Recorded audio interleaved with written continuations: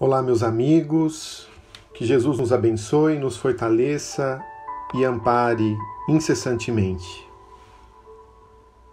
Vamos dar início a mais uma reflexão do Evangelho, hoje nos utilizando de uma mensagem do Espírito Emmanuel, constante do livro Segue-me. Ele traz um trecho de Mateus, capítulo 7, 12. Tudo quanto, pois, quereis que os homens vos façam, assim fazei-o vós também a eles, porque esta é a lei e os profetas. As reflexões serão em torno do tema reclamar menos. Então vamos elevar o pensamento a Jesus, aos bons espíritos, pedindo a inspiração necessária para esta oportunidade, que os nossos pensamentos elevados consigam sintonizar com as esferas mais altas da vida, com as esferas de paz, de serenidade e equilíbrio, harmonia e coragem, saúde e força.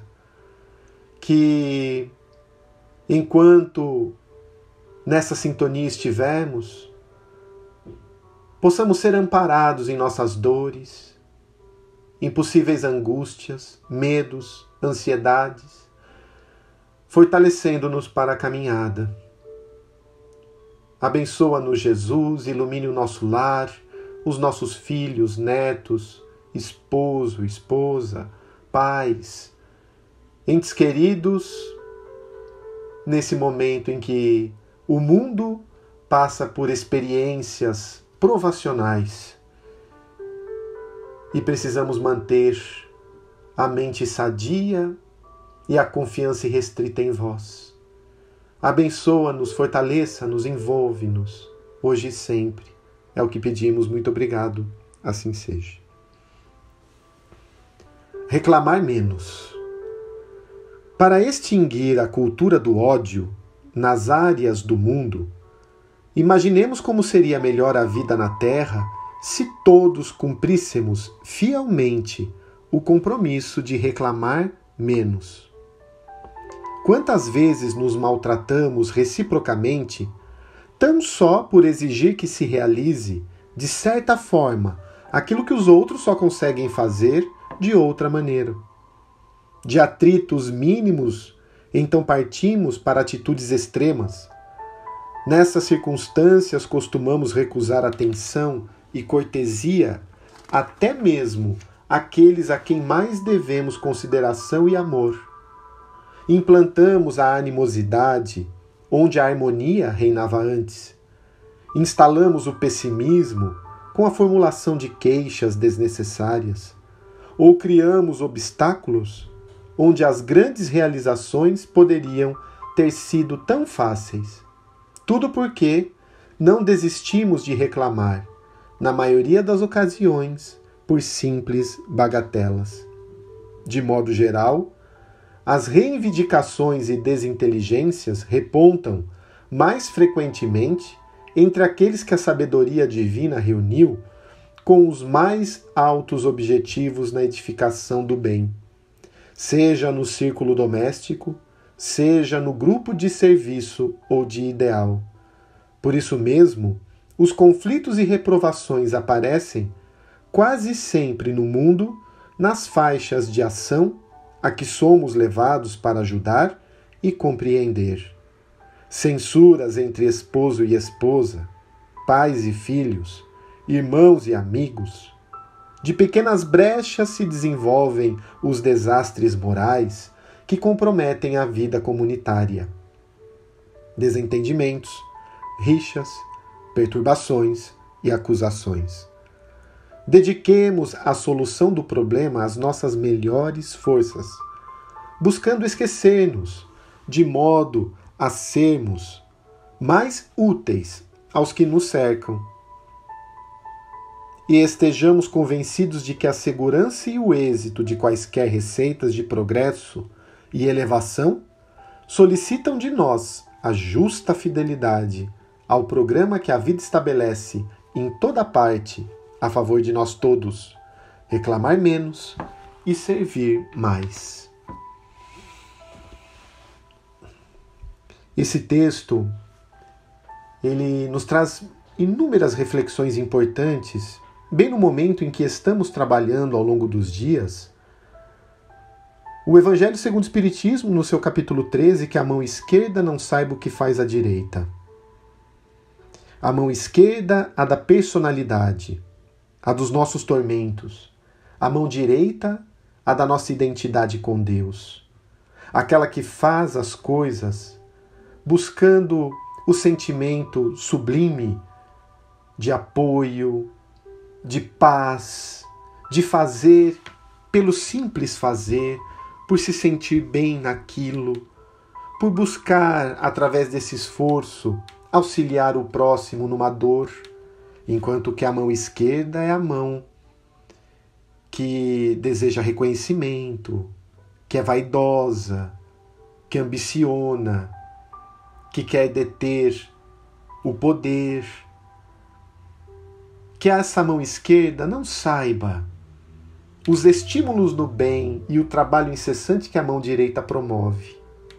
Dentro disso, imaginamos, dentro do texto de Emmanuel, os pequenos contratempos do nosso dia a dia, a que somos convidados a servir, e, no entanto, perdemos a oportunidade por reclamar. Diante da incompreensão, diante do tormento que nos abastece. Quantas vezes, se nos colocássemos no lugar do outro, mudaríamos a nossa conduta? Reclamamos porque o indivíduo não nos ouviu direito, porque não compreendeu algo que nós pedimos para que ele executasse. Reclamamos porque isso ou aquilo foi deixado fora do seu lugar. Reclamamos de um serviço prestado, do atraso alheio, mas dificilmente nos colocamos na posição do outro, que ele, dentro das possibilidades, talvez não tenha ouvido, ou realmente não tenha compreendido o que dissemos, até porque nem sempre somos claros naquilo que pronunciamos. Talvez a memória não tenha deixado recordar-se de onde deveria colocar esse ou aquele utensílio. E quantos acontecimentos não surgem sem que a pessoa que os cometeu não tivesse a intenção de fazê-lo? Reclamamos do prato que escapou da mão desse, do sal que foi mais forte nessa ou naquela comida, naquele alimento.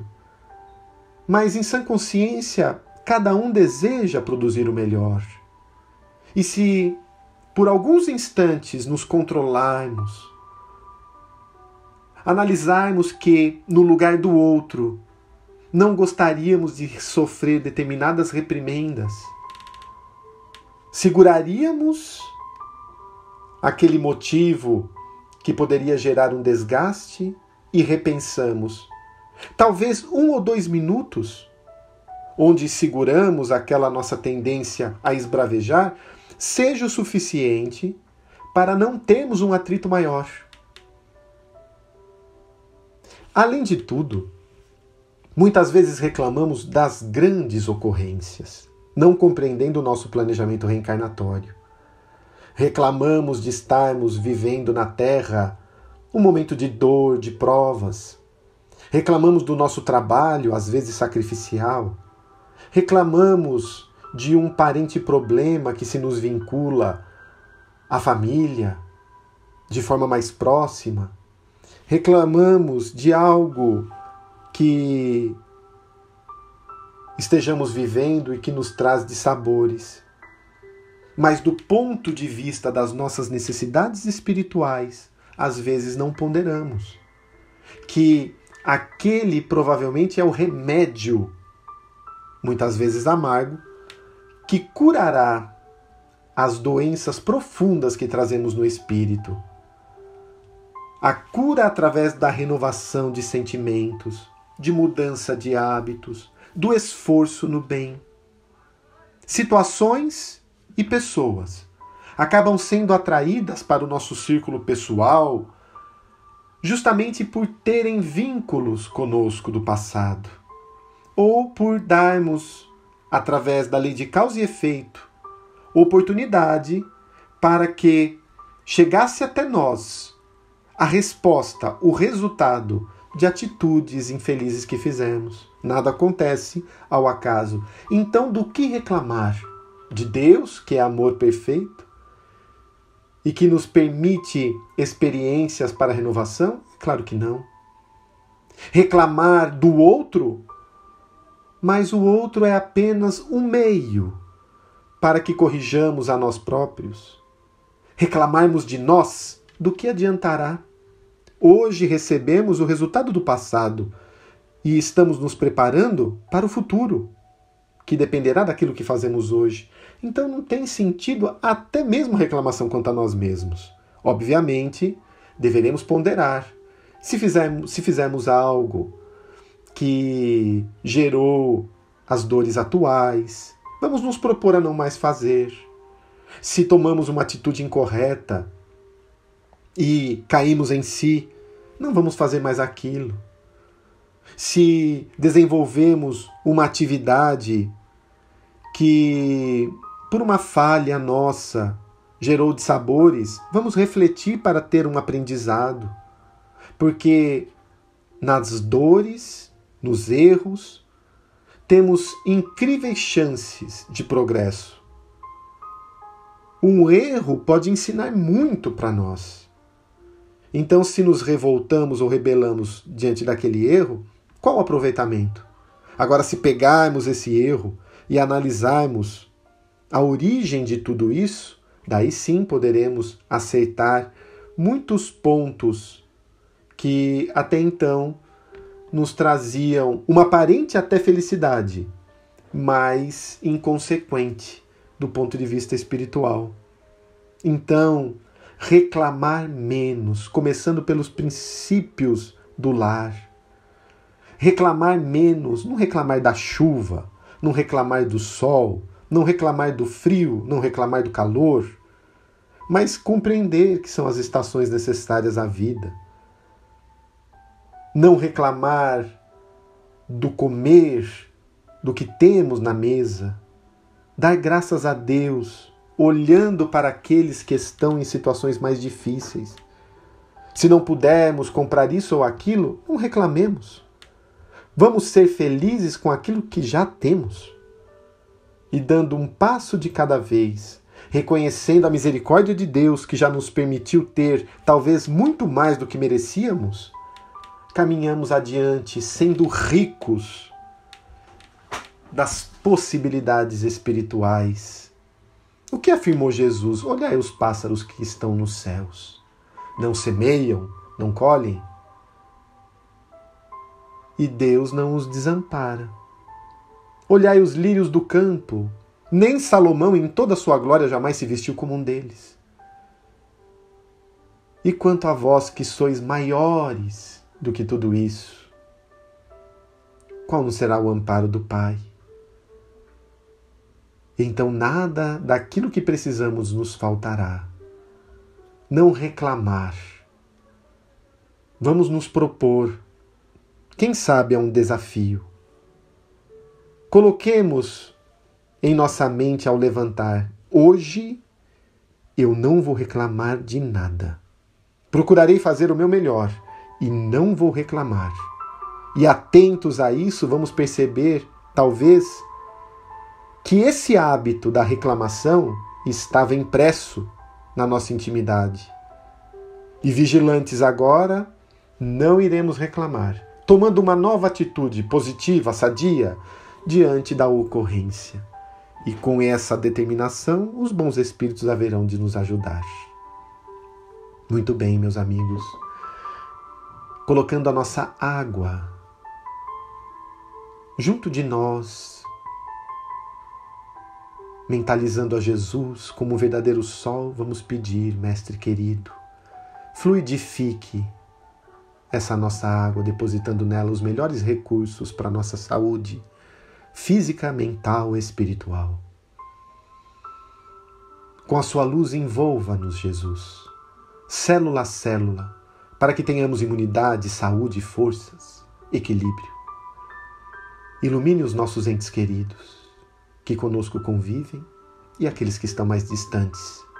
Ilumine o nosso lar, ilumine o nosso trabalho, ilumine os hospitais, envolva os enfermos,